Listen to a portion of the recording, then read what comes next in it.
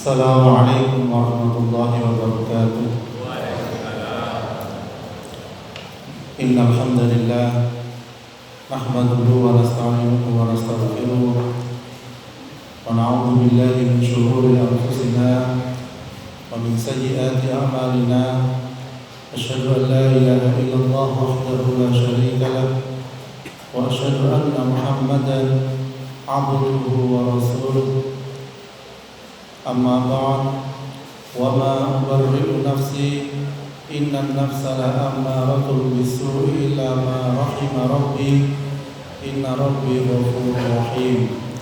Wa qala al-maliku utuni bihi astakhlisu li nafsi, falamma kallamahu qala innaka al-yawma ladaina makinun amin. Alhamdulillah, Bapak dan Ibu sekalian yang dirahmati Allah, bersyukur pada kesempatan ini kita diberikan kekuatan oleh Allah bisa sampai di masjid yang insya Allah penuh dengan berkah ini. Amin ya rabbal alamin. Dan juga yang saya hormati Bapak Haji Bambang, Bapak Haji Yono, Bapak Haji Kasmiti, dan lintur itu Bapak Haji dan para ustadz yang ada di sini, ustadzah juga. Alhamdulillah kita bisa bertemu. Dan juga saya sampaikan mohon maaf yang di depan bukan berarti yang lebih baik daripada dengan kita di sini sama-sama belajar. Gino boten. Dan alhamdulillah bersyukur juga Allah berikan kelancaran kalau sampai ke sini. Semua itu atas izin Allah. Saat dari ngapunten ini waktunya panjang 1 jam kurang lebih. Kalau akan ngomong apa ya? Napa mawon nggih? Nggih, ngaten mawon. Sesuai dengan fakulo. Kayak kegiatan kula niku biasane ngobati tiyang. Nggih. Namine ruqyah syariah. Nanti seprap nggih. Teng masjid iki nanti dibahas tentang ruqyah syariah. Dereng nggih. Jenengan seprap ruqyah niku menapa? Dereng. Oh, dereng nggih, Bun. Jenengan pengen sehat apa mboten? Ibu-ibu? Saestu. Lah saya damel napa, Bu? Mijuti bapake nggih. Lek bapak sehat pengen apa, Pak? Supados angsal mencari nafkah ingkang lebih banyak lan berkah. Nggih napa mboten? Ya, alhamdulillah. Kita sakniki teng mriki belajar tentang kesehatan supados napa? Supados kita sami-sami ibadah kepada Allah Subhanahu wa taala kiat. Nggih napa mboten? Tarawih kiat. Nggih napa mboten? Pengin mboten tarawih kiat? Saestu. Mangke salate sak juz nggih. Menenggak. Jadi ngeten Bapak Ibu sekalian. Saya bangun pertama kali di sini, alhamdulillah, masya Allah, masjid ini penuh dengan kemegahan dan insya Allah keberkahan. Mungkin ingkang bangun, Allah berikan kesehatan, ya, berikan keluarga sakinah mawaddah warahmah. Lan kita sekalian yang memakmurkan masjid ini sakit bareng-bareng masuk surganya Allah Subhanahu Wa Taala. Amin. Ngoten lho Pak Bu. Ojo apot-apot ngomong amin. Cari bulan poso, amin kita niku insyaallah dikabulkan kalian Allah Subhanahu wa taala. Baik, kita kembali. Jadi dalam tubuh kita niku Bapak Ibu wonten penyakit. Yang pertama penyakit itu saking fisik kita. Nggih. Karena mungkin sering makan racun, sering menghisap racun ataupun di sekitar kita banyak yang beracun dari pupuknya kimia. Kita obat-obatan pun juga kimia, serba banyak kimia sehingga bisa mempengaruhi kesehatan tubuh kita. Itu yang pertama. Yang kedua yang kita bahas ini adalah kesehatan tentang psikologi, tentang ruhiyah kita, rohani kita. Karena apa? Kesehatan rohani kita niku saged diganggu oleh golongan setan. Nate semerap setan? Dereng nate? Pengin semerap? Hah? Boten? Oh, boten. Wah, kok betul kepada setan di rumah. Diku sana setan diku, Pak. Diku pasangane jenengan. Diku anak yang bandel yang dikari ndak kena iku setan diku. Sanes. Niku kelebon setan namine. Nek bandel wonten niku. Wonten sing gadah putra-putra sing boten purun salat? Wonten. Kathah. Oh, kathah. Lek mau salat ayo, salat sadan iki engko ae kathah mboten. Mangke kula paringi tripe, tipe keliru malih. Jadi setan itu memang salah satu makhluk yang juga sering mengganggu manusia. Dari depan, dari belakang, dari manapun. Innahu yarakum huwa qabilu min haitsu la tarawunahum. Jadi menungso iki boten saged tingali bentuke setan sing asli kados pundi boten saged, kecuali hanya Nabi Muhammad sallallahu alaihi wasallam. Loh, iku di Facebook lho ana jenenge Mbak Kun. Napa Mbak Kun, biasa lari-lari niku seneng delok YouTube Mbak Kun. Ternyata tak delok Kun iku apa? Oh, pikir lo kuntilanak. Astagfirullah. Jenenge Mbak Kun. Kuntilanak ternyata. Lah niku hanya penyerupaan saja sanes aslinya. Aslinya itu setan golongan jin enggak bisa dilihat kecuali Nabi Muhammad dalam manusia ini. Jadi ngoten. Mboten saged ningali teng panjenengan iki ana jine 10, ana jine 20, mboten saged. Niku banyak dustanya. Oleh karena kita kupas mantun iki. Jadi ruqyah niku pengobatan yang dianjurkan oleh Nabi kita Muhammad sallallahu alaihi wasallam. Ruqyah niku wonten dua macam, wonten ruqyah syar'iyyah, wonten ruqyah syirkiyah. Ruqyah yang disyariatkan oleh Nabi kita, yaitu dengan cara bagaimana? Dibacakan ayat-ayat Al-Qur'an. Yang terkenal itu pakai Al-Fatihah yang paling sering. A'udzu billahi minasy syaithanir rajim. Apa ya? Dalam praktek ya, Pak. Misalnya sakitnya pundak, dipegang dengan membacakan Al-Fatihah. A'udzu billahi minasy syaithanir rajim. Bismillahirrahmanirrahim. Alhamdulillahi rabbil alamin. Ar-Rahmanir Rahim. Maliki yaumiddin. Iyyaka na'budu wa iyyaka nasta'in. Ihdinas siratal mustaqim. Siratal ladzina an'amta 'alaihim ghairil maghdubi 'alaihim waladdallin. Amin. Kali dicipeng ngeten saged ditarik Allahu Akbar. Supados penyakit medal. Jadi ngoten. Niku ruqyah syariah, ruqyah yang disyariatkan oleh Nabi kita Muhammad sallallahu alaihi wasallam. Kemudian selanjutnya ruqyah yang syirkiyah. Ruqyah yang syirik, pengobatan yang syirik. Niki harus hati-hati. Jangan sampai bulan suci Ramadan ternodai karena perbuatan syirik. Karena napa? Syirik itu inna syirka la dzulmun adzim. Syirik itu kezaliman yang sangat besar. Karena apa? Tidak diampuni oleh Allah Subhanahu wa taala dan masuk nerakanya Allah Subhanahu wa taala selama-lamanya. Na'udzubillah min dzalik. Teng hadis wonten man ata kahinan fasaddaqa bima yaqul faqad kafara bima nuzila ala Muhammad. Barang siapa yang pergi ke dukun dan mempercayai apa yang diucapkannya, maka dia telah ingkar terhadap apa yang diturunkan kepada Nabi Muhammad sallallahu alaihi wasallam. Ingkar atau kafir terhadap apa yang diturunkan kepada Nabi Muhammad sallallahu alaihi wasallam. Dalam hadis yang lain dikatakan juga, barang siapa yang pergi ke dukun dan mempercayai apa yang diucapkannya, salatnya tidak diterima selama pinten? Ada yang tahu? 40 hari. Lelek yang dukun seminggu pisan. Nah, itu. Aduh tokone sepi, yang mbak dukun kah? Lah, seminggu pisan tiap Jumat Legi sebulan sepisan. Mau salatnya mboten diterima selama-lamanya. Asal lah mboten dukun. Kalau tokomu sepi, golek-golek nang wong tua kono lho. Nah, ini ku sami pergi ke dukun dalam Islam tidak diperbolehkan. Nggih? Sepakat nggih? Nah, niki anjuranipun Kanjeng Nabi. Makanya kalau ajari pengobatan pribadi panjenengan. Sing sering ngeluh. Mboten sering ngeluh ngriki nggih, Bapak-bapak. Lho, sakniki tanggal 6 mosok ngeluh. Ibu-ibu, wonten sing sering ngeluh nggih. Pada pisan. Waduh, gak tepak iku lho ngriki wae.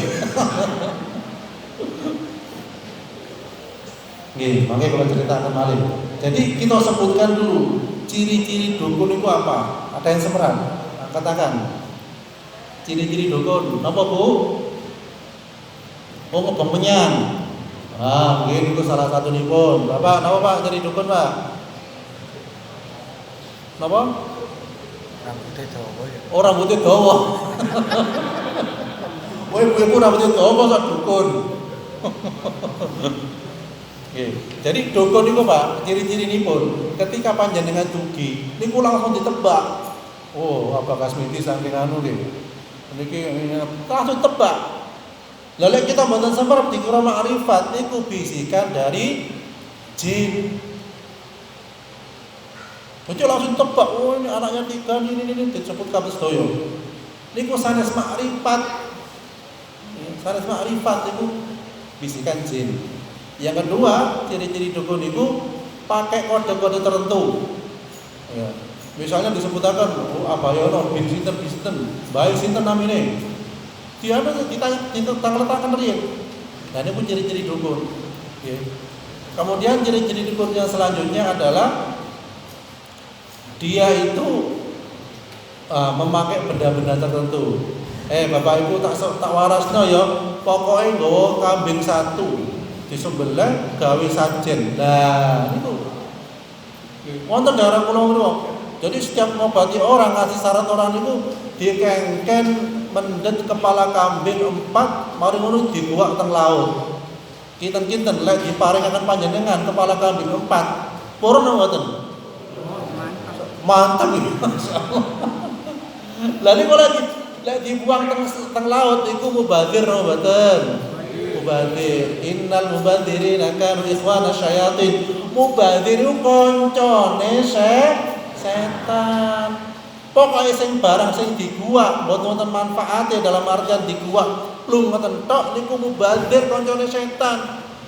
Mari enak-enak gawe jenang abang ireng misale diaren di tengah dalan. Nah, niku sinten sing maem? Tabrak motor. Niku lak selamat motore, lek motore kepleset. Ayo, sinten tanggung jawab, sinten dosa? Nggih napa mboten? Lek panjenengan kepanggih ngoten niku mandek kok panjenengan dipendet. Di pinggirne utahe beto wangsul. Timbange dilindes kalian sepeda motor. Iya mboten? Lek kepleset malah dosa lho. Saestu. Oh, hadis Nabi aja ketika ada gangguan di jalan, duri di jalan niku dikenging kesi. Boten usah wedi, jenengan rai kesimawon, eman. Nggih umpama diparingi panjenengan purun mboten? Oh purun napa paling mbah-mbah sing kelas untune nggih. Oh nyedot jenang seruput, enak le. Namun ini di dalan Mbah, waduh. Jadi dipendet mawon nggih. Lho, lek kembang ya apa? Kembang ya saged mereseti tiyang. Nggih, niku panganane jin sedaya mboten angsa. Tapi tanggal iki mboten wonten nggih. Nggih wonten tapi Oh enggak sih. Oke. Umum nggih wonten nggih. Nggih. Tapi emang teng Islam mboten angsa, wonten dulu budaya, nggih. Kemudian ciri-ciri dukun yang selanjutnya itu adalah dia pakai azimat, nggih. Man ta'allaqa tamimatan fala atamallahu lahu wa man ta'allaqa wada'atan fala wada'allahu lahu. Barang siapa yang menggantungkan jimat, itu kata Nabi, semoga Allah tidak mengabulkan doanya, tidak memberikan ketenangan kepada dirinya. Dan barang siapa yang menggantungkan wadah atau pengasihan, semoga Allah tidak mengabulkan doanya. Jadi ngoten. Sehingga dengan jimat itu semoga tidak diberikan ketenangan, saya menggantungkan pengasihan dan lindunipun semoga Allah tidak mengabulkan doanya. Itu kata Nabi sing doakan ngoten. Karena apa? Niku termasuk salah satu benda kesyirikan. Oh, itu kok seorang ustaz jimat meskipun dari siapapun itu boten asal. Karena apa? Niku ketika disalam di rumah, saya malaikat tidak akan masuk dalam rumah.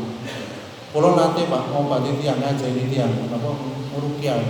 Kalau ngajeni terus, itu tasik ngomongnya tak sekecok. Itu daerah Makli waktu itu. Kemudian kalau medal, kalau mendet jimat teng lawak, kalau mendet, kalau suwe kontra makan waktu itu, kalau suwe terus kalau mendet balik tiang pun di pendet kalian Allah Subhanahu Wa Taala. Jadi salah satu yang mengakibatkan orang sulit sakaratul maut itu karena benda-benda ngoten niku. Wah, aku duwe keris teko Mbah biyen di omah. Keris kok tiap bulan surat didusi. Nggih pakai kembang, pakai wangi-wangi dan sebagainya. Lah niku nggih termasuk salah satu makanan golongan jin. Napa saged niku? Napa menghalangi sakaratul maut? Saged.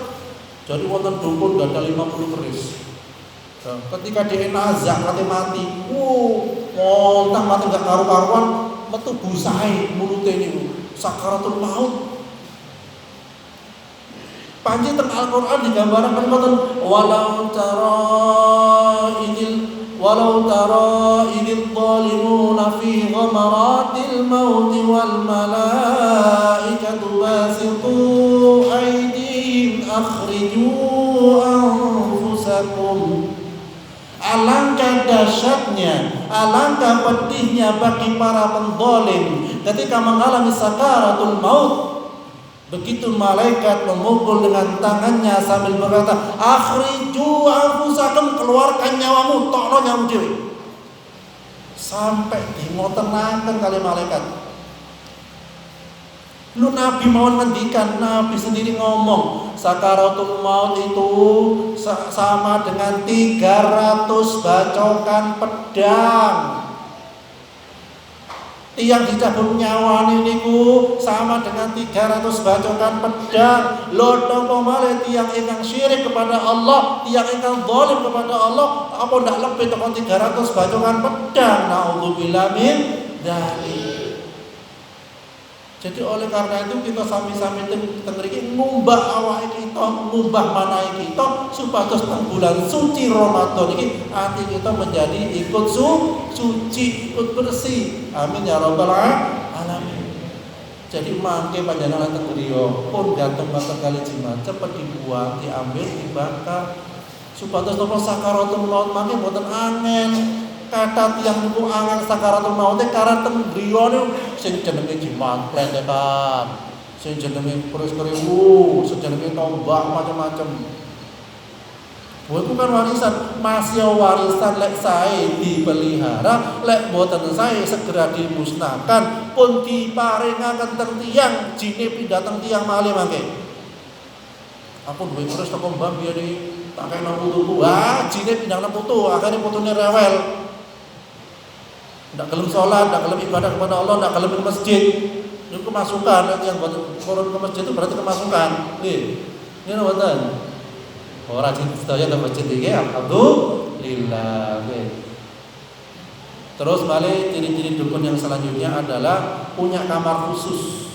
Biasa kamar ini pun ditambah apa? Ngobengenyan, naruh kembang. Kemudian dari tengkorak-tengkorak terigu biasa, terigu. Maka itu untuk persembahan kepada mereka. Jadi wonten cerita nggih, napun sewu, kula cerita apa adanya nggih, jenengan pun tersinggung nggih. Soalnya wonten disinggung, wonten sadar kita nggih, sedaya nggih. Supados kita selamat dunia akhirat nggih. Niku wonten suatu cerita nggih, wonten seorang nuwun sewu, seorang niki disebut kiai bener mboten, disebut seorang kiai. Bahkan disebut seorang wali karena apa? Tiap orang berobat ke dia itu banyak yang sembuh. Dan ketika seseorang berobat ke dia syaratnya cuma tunggal. Bapak Ibu mau saya sembuhkan asal bawa satu mushaf Al-Qur'an. Saya membuat ini.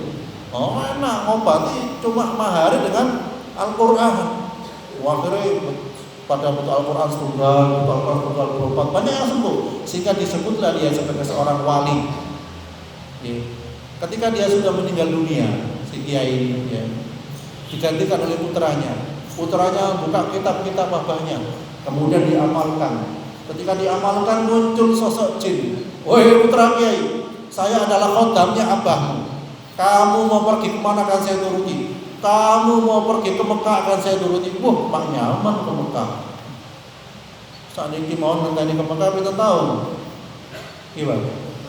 Lama deh. 30 tahun nih. Sampai daftar sedaya kan?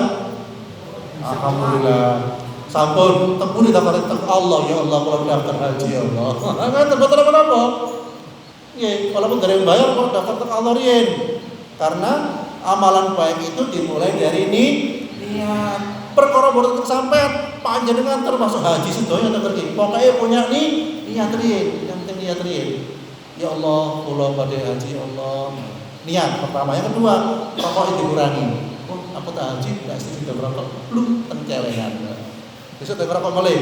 Gak sido, gawe haji, lu. Saya boten jane. Kecut aku bisa tulisan. Jadi ngoten. Balik lagi ke cerita lagi. Hai putra Kiai, saya adalah khodamnya abamu. Kamu mau pergi ke Mekah akan saya turuti. Waduh, enak. Akhirnya iya, saya mau pergi ke Mekah. Disuruh menjamkan mata dan dibawa oleh jin dengan ajian saya amin. Zaman kapan dulu gitu. Pergi ke Mekah, mantun dari Mekah, ya seakan-akan sudah sampai Mekah, pulang. Ketika wangsul, ketika pulang itu tidak langsung pulang Tenggrio, tapi mampir di suatu pulau yang sangat terpencil. Dan di pulau itu si jin ngomong, hei putra Kiai, dulu abahmu ketika dari Mekah dan mampir di pulau ini, dia itu menyembah saya di batu ini. Jadi wonten batu besar, biasanya pun jin nggawa kiai niku teng batu niku menyembah jin. Terus apa jawaban si anak kiai? Saya tidak mau menyembah kamu. Lumayan kuat teman-teman, insyaallah. Ya baik, kalau kamu saya tinggal di sini, kamu mati kelaparan di sini. Karena pulaunya terpencil, wonten semerang. Akhirnya ditinggal lus oleh jine, putra kiai teng mriku tengok-tengok piyambak. Dan kalian dungo kepada Allah Subhanahu wa taala, dan tidak disebutkan ceritanya berapa hari di pulau itu, dan alhamdulillah ada nelayan. Jadi pulau itu dikelilingi laut ya, Pak. Ya. Ada nelayan, dibawalah pulang dia. Ketika sampai di rumah, si putra dia itu dengar-dengar, waduh abang kok bisa kayak ngono yo, mosok nyembah jin dan sebagainya. Akhirnya dengan rasa penasaran, piyambake niku emut eling dulu abahnya itu nanti berpesan, hei putraku, jangan buka WC ku, jangan buka kamar mandiku. Akhirnya apa? Akhirnya dengan mengajak seorang ustadz karena penasaran, buat teman-teman piyambak buka, mengajak seorang, dibuka WC ini ku, napa isine? Nauzubillah min dzalik, WC ini ternyata banyak Al-Quran berserakan. Pas dikencingi, terus diperai buat ece-ece dihinakan tengriku. Lo kok sakit? Niku salah satu syarat jin akan pengobatan manjur, yaitu menghinakan Al-Quran. Naudzubillah min dzalik. Jadi hati-hati seorang yang pengobatan mau manjur cepet, cengspleng dan lain sebagainya, khawatir kerjasama dengan jin. Ciri-cirinya lah, kalau sebutkan mau, ciri-cirinya wonten yang ciri-ciri dukun itu berarti dia termasuk dukun. Walaupun daun sokok putih, walaupun daun belangkon, kalau tidak pernah memawan, yang penting caranya kalau tidak sesuai cara ciri-ciri dukun, berarti dia termasuk dukun. Jadi ini semakin Al-Quran dihina, jin semakin senang. Akhirnya ketika ngobati orang, jin masuk. Kadang dia sendiri si dukun itu nyebar jin ke tonggo-tonggone. Mungkin salah dia kata, "Burono." Oh, nyebar jin wis bakar menyang sandingane sing akeh boleh unta. Wes cepet. Akhirnya ketika sakit tetangga-tetangga niku, aku loro ya, bapak yang baik lho, parah sangu. Nah, itu tipu muslihat kata ngoten. Nggih. Lah niku wonten cerita dukun sing asli pisan teng daerah kula. Namine ya kula sebutaken wong tiyake pepecah, Mbah Musinten. Mbah Musinten. Dek niku ketika mau nyihir seseorang, piyambake nyalep Al-Qur'an teng tengah. Kemudian piyambake mboten ngambil baju, keliling kados tawaf ngoten, sambil baca mantra-mantra. Terus keliling. Tapi karena pada waktu itu rumahnya gede kan, Dukun zaman Senin beriane gedhe nggih rata-rata nggih. Sane gedung nggih. Keliling tapi wonten lare alit nginceng, akhirnya sihirnya tidak manjur. Tapi ketika dia mau meninggal dunia, ya dia itu ngomong, aku wis entek wong 70. Bayangkan Bang. Tiyange sepuh, istri lek dijungkrakno jelungkup melampaui nama teken, tapi entek-entek wong sampai wong 70 niku jasadnya zalimnya tukang sihir ngoten niku. Masih melakukan klunuk-klunuk tapi jine sing mara niku sing nyihir niku sing mlebet teng tiyang niku sing grobot tiyang saged wetenge gedhe niku jin sedaya niku.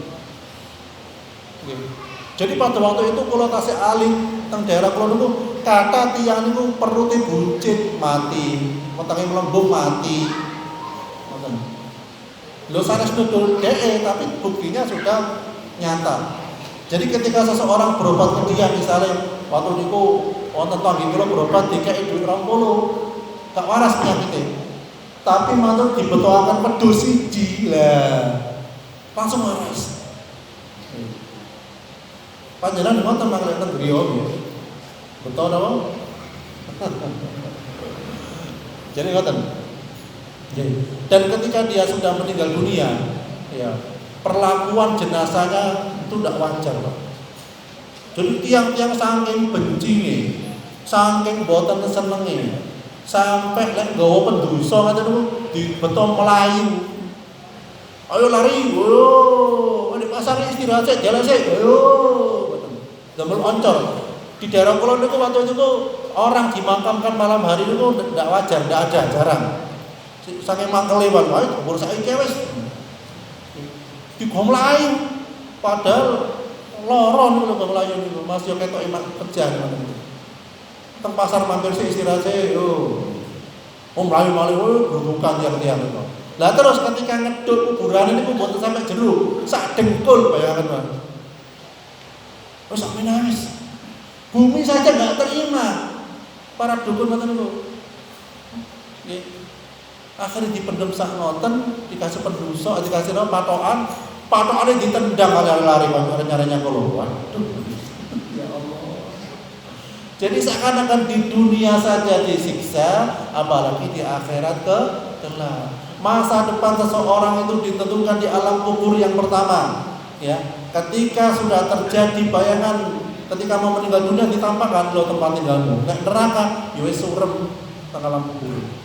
Orang-orang kafir, orang-orang musyrik atau dukun niku wau syirik kepada Allah, niku digemertakkan tulang-tulangnya teng alam kubur, gertak.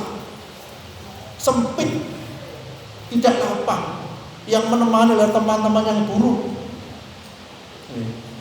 Sebaiknya orang-orang yang soleh menemani yang baik-baik. Soal ngoten. Kemudian ciri-ciri dukun yang selanjutnya adalah kebanyakan merokok, putus. Karena salah satu makanan jin itu asam. Jadi dengan yang punya nggak ada putra, sing merokok ibu bes, nah itu bisa saja kemasukan. Loh, bapaknya gebes pisan, oh ya padha ae. Padha ae niku berarti. Nggih, kalau itu salah satu makanan jin asap namanya asap rokok termasuk nggih. Nah, jadi mboten bagus sekalian. Lah terus niku ciri-ciri dukun nggih. Terus makan ya. Terus mboten kula niki beto kapsul biasa kula niki. Kapsul bidara ruqyah. Niki biasanya kanggo pusing, ngeluh, gerdeg, wonten lara. Lek wonten luwe mangke. Iki sana sponsor. Niki lek panjenengan purun kula paringi, lek mboten purun kula beto wangsul. Purun mboten. Kula sing wangsul apa jenengan sing wangsul? Tapi syaratnya mangke lek salat surate dawa-dawa, rakaate 20 purun.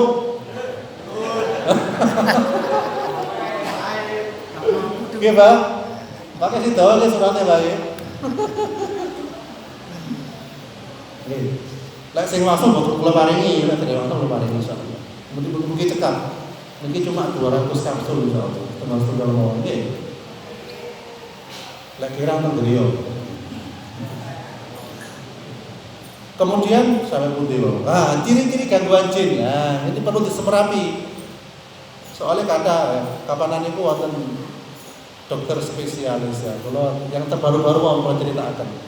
Spesialis niki laki-laki dokter ini, wonten kula sebutaken jenenge. Dokter spesialis kandungan. Ya, piyambake sakit lemah atau stroke nah. Secara medis niku stroke penyumbatan pembuluh darah otak jelas nih. Terus apakah di situ ada campur tangan golongan jin, golongan setan? Ya, akhirnya keluarganya menyarankan untuk diruqyah. Diruqyah itu diwaosaken ayat-ayat Al-Qur'an. Ya, akhirnya kalau ruqyah, kalau waosaken, kalau pegang kata sabayana niku wau bacaaken. Dan alhamdulillah terus mantun itu tangannya sudah bisa memegang dengan erat. Awalnya lemes dan sudah mulai tenang insya Allah. Lalu seakan-akan kita gambarkan DE spesialis dan belum pernah berobat dengan cara Al-Quran barusan seringkali termedis rumah sakit sakit yang kenal. DE senior, yang baik senior paling panjenengan nanti yang wonten teng mriku. Artinya apa? Ketika kita kenal dengan Al-Quran, harusnya kita itu berobat pertama dengan Al-Quran. Wonten Al-Quran, wa nunazzilu minal Qur'ani ma huwa syifaa'un wa rahmatul lil mu'minin. Allah turunkan Al-Quran ini sebagai obat dan rahmat bagi orang-orang beriman. Wong sing percaya dengan Al-Quran, Al-Quran itu akan menjadi obat dan rahmat. Tapi lain yang boten percaya terhadap Al-Quran, ya biasa-biasa saja. Misalnya panjenengan ngeluh, yo, dicepeng riyen sirah. Wawasaken Al-Fatihah, ditarik sampai waladhalin amin Allah. Wawasaken. Lah ini termasuk cara berobat dengan Al-Quran. Loh, tentunya napa sakit. Tentunya dekatkan air, bacakan Al-Fatihah, diminum atau diminumkan anak itu panjenengan ingkang sakit, ingkang rewel, lek bengi nangis ndelok langit-langit niku tanda-tanda kesurupan. Oh, sawah niki bener, ndak apa-apa. Medis jalan. Pengobatan Al-Quran di jalan. Jadi ngoten. Kemudian ciri-ciri penyakit gangguan jin atau sihir yang selanjutnya selain ngeluh ya, kadang terus gampang wedi, yang jedenge wedi. Ya, biasanya lek ada putra wedinya jeding, itu bisa jadi dia kemasukan. Karena apa? Salah satu tempat tinggal jin itu teng jeding.